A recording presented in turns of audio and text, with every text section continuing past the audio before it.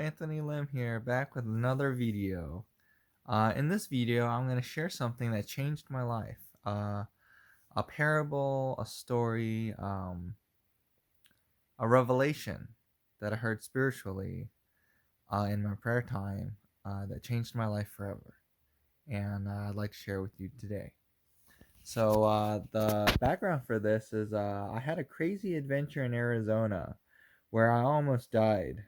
And towards the end tail of the adventure, I was checked into a hotel where my whole entire hotel stay was paid for by my sister. And during my stay at the hotel, I was praying a lot and thinking a lot and meditating on a lot of different scriptures.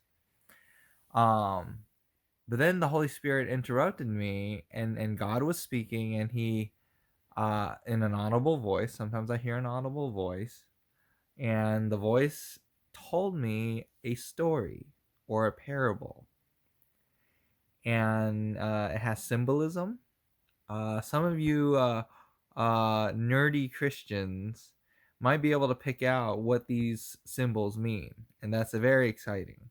I'm just going to share the parable for the most part so that you guys can enjoy, and I'll leave the interpretation to God and you in your prayer time. Yeah. And so let's get started. So the parable went like this. The Holy Spirit interrupted me and asked me a question. God asked me a question. God said, Anthony, does a potter ever make a vessel just to stomp it under his foot? I'm like, does a potter ever make a vessel or a pot just to stomp it under his foot? No, that sounds silly. Why would he do that? It's as a waste of work, it's a waste of effort, it's wasting his time. And so that's how I replied. And then God then asked, or then God then said, does even an evil potter ever make a vessel just to stomp it under his foot? And I'm like, does even an evil potter ever make a vessel just to stomp it under his foot?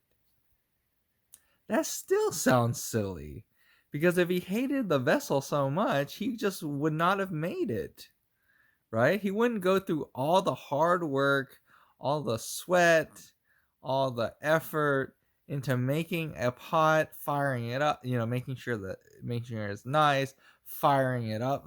The firing up a clay pot, it takes a lot of effort and a lot of energy and resources.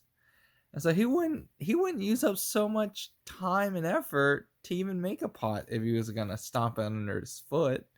So to that question that God asked me, does even an evil potter ever make a vessel just to stomp under his foot?